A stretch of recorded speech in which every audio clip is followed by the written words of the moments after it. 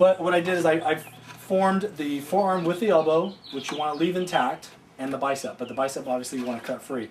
So you're going to take your pencil, follow that up through here. Okay, and then you want to separate the elbow from down here.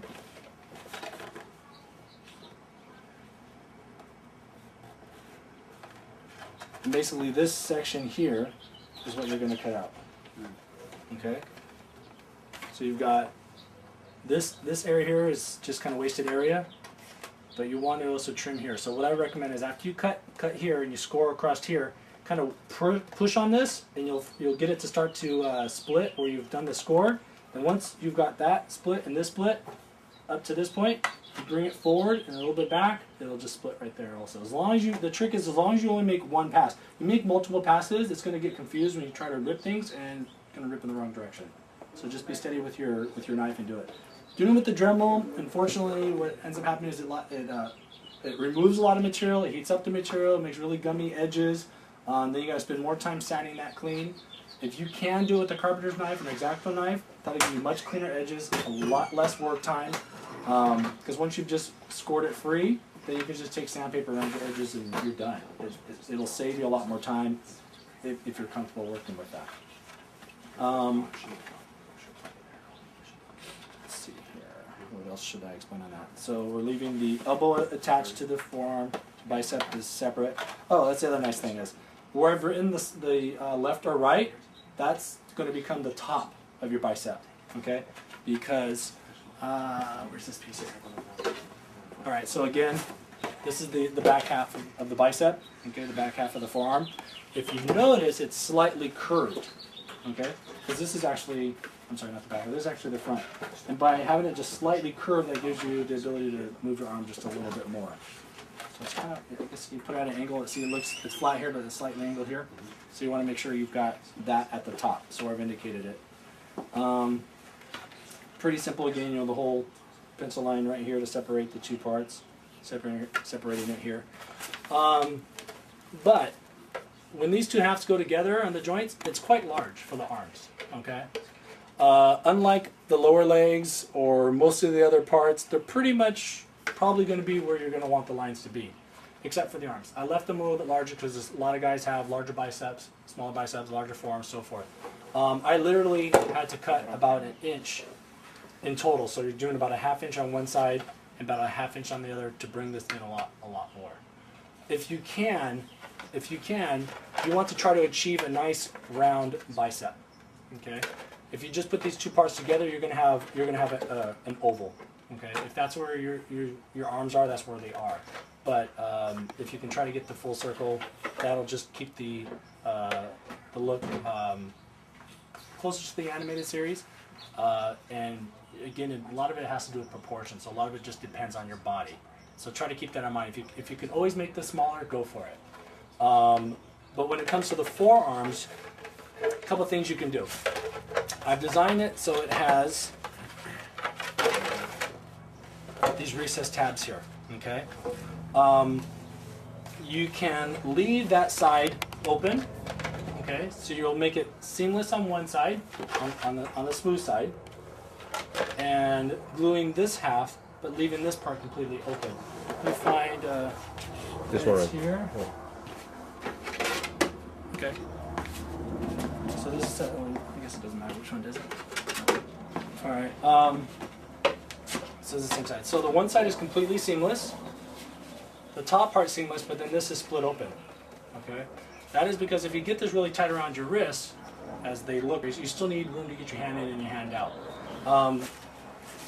You could use those tabs to put Velcro to help keep it closed. With Ed's, I was able to just keeping it closed without any Velcro or anything in there. So there's that option. But I left those tabs there, so if you needed to put Velcro in those recessed areas, you could. So that's going to give you that seamless look. So this is the right one. I don't know if I can put Ed's on. I kind of got big hands. I can't. You're wearing it home. Yeah, exactly. So this would basically be the outer part of the arm. So this seamless is here, so you don't see it. That's on the underside. so it's not as obvious. So the one thing I noticed too is you take a measurement of your wrist and then try to figure out how much opening to get it on, and then you won't be able to get it open. You think with bare skin, but if you put on a pair of gloves or whatever, then the glove will actually let you slide in. Yes. So I mean those I can't fit in barehanded, but once I've got a pair of gloves on, even leather gloves on, then I can slide them in and off. Yeah. Do you have any issues with pinching up in the forearms and between the biceps? Good. Thank God. No. One key thing is the length of the forearms. So if I can find the left, okay. So here we'll do this for example. If you notice, it's quite longer from where the compat is indicated where it's going to be than this one. So you actually, the forearms is something that you're gonna cut back based on the length of your arm, which will then of course help you as far as the pinching in the below your bicep here. Yeah. And it is slightly at an angle. It's kind of hard to tell on this here. When the two halves go together, the form is not straight like a TK. Yeah, it is angled. So when you cut it, no matter whatever you use to shorten it, just keep it consistent to the angle. Don't cut it straight across. Where on the wrist? Oh, John, busted. Where should it cut? That's going to depend on your arm. So if you're looking at it, Is it going to drop down all the way down? Oh yeah, yes. I'm sorry. You want it down all the way to your hand as much as you can. Okay. Ed, can you slide this on for a minute, or you can't do it without I got my glove. I think I have my gloves here. Yeah, they're in there. I put them on the right. Middle. Which one is that? This is the left. And you have your biceps available too? Yeah. Okay, maybe throw on your bicep, throw on this, and then they can kind of see where the length would be. I feel like you guys have a tutoring right now. I'm picking a left one. We're in Saturday school. All right, so now that he's got his glove on, see it slides on. So his bicep. It's tight. I mean, if you look at it, it's tight. So his bicep's probably going to sit about there. So he's got plenty of room. So that's what you want to check for. And then his thumb right there. Do you have something on your glove, Like a mark. No. Can I see? Oh, it's a flesh glove. Because No, see, it's just some black. gloves also have that little Velcro. Velcro now, yeah. Yeah, go for the if you can go for the longer. Yeah, it's a flight okay. glove. Flight glove. I mean, I even used like a pair of like women's nylon gloves before. They're just black, like super long ones, and that worked out fine too. Yeah. It was sexy. So the length that's what's gonna that's gonna Yeah. be the crucial thing, and that's based on you of course. But you've got to cut it right, otherwise you Yeah, don't get your bucket on. Oh, yeah. that's the main thing. So How's the bicep held in place? that's part of the T-straps. That's it's held by those. All right, so we'll move on to kind of some more of the suspension stuff. So he's already got them connected. Thank you. All right, so you've got, if you're going to do snaps, right? Then you've got the plastic that you're going to connect your snap to, okay? Which is then going to be what's going to reinforce the two halves. Got your Velcro, got your snap, and that's going to make sure that this stays connected here pretty well. All right. This right here is where your shoulder bell is going to connect to. You got a shoulder bell already assembled here? On behind the keyboard. Thank you. All right. These come with all these extra strips.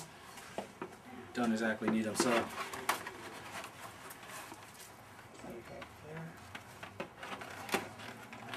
right, so that's going to hold your shoulder bell. Basically, you want your shoulder bell to be just above the edge of that, and almost kind of flush with the shoulder strap. Okay, when you move around, it kind of goes there, and that helps it so that it doesn't, because it's higher, it can't. If it was lower, it would fall under there. You don't want that, so you just try to adjust it so it sits just above that. That'll be so much more comfortable, because if it locks in when you're trooping, it's not comfortable. So that's kind of about where you want to adjust it. And your bicep, what do we do with the bicep? Up here.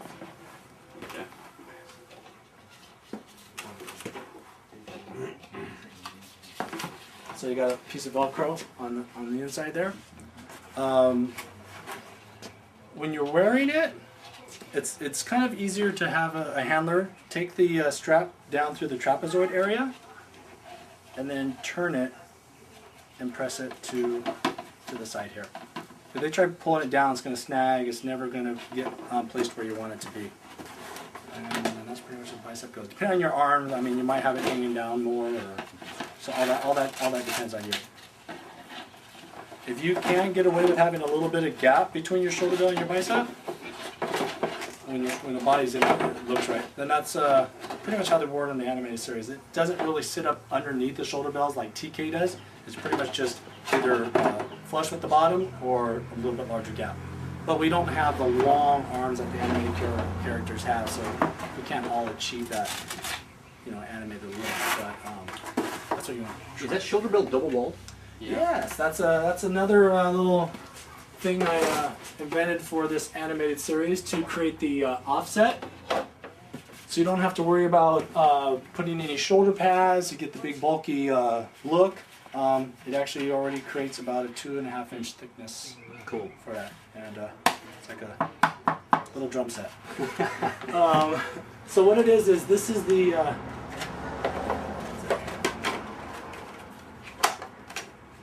This is a little bit trickier as far as the assembly goes.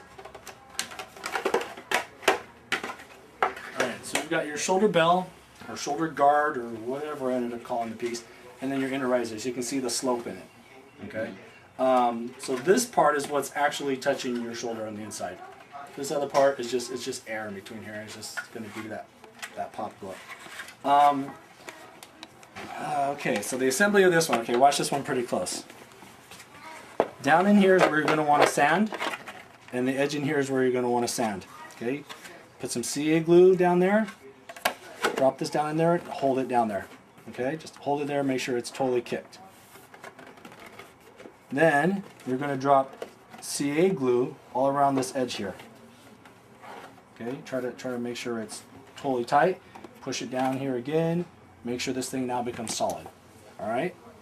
Then, if you've got a belt sander, you literally just want to lay into the belt sander until this lip is gone. You want to have this edge here flat, like. Where's the completed shoulder bell? Behind you. Right here.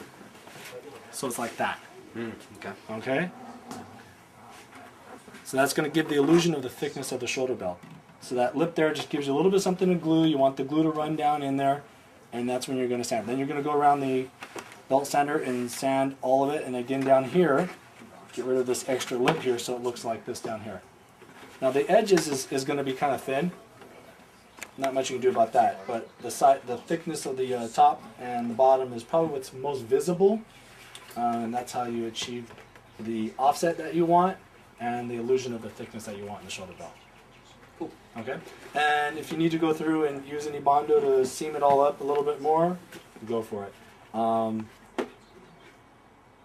to think here. Yeah, when you run your pencil line in here, it should end up being. I'll take that off. So something like that, because you want your bicep to kind of maybe if it's going to sit in here, depending on your height, you want to kind of ride in there kind of smooth.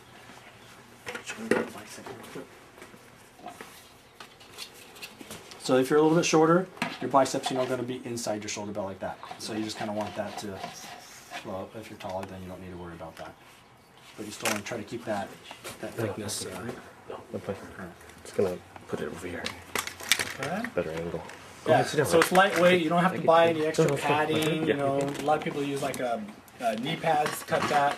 Don't have to do that at all. So it's all included. So you got what I call the riser and the shoulder guard. Putting them together and you get the complete solid thickness shoulder belt. Let's see what else.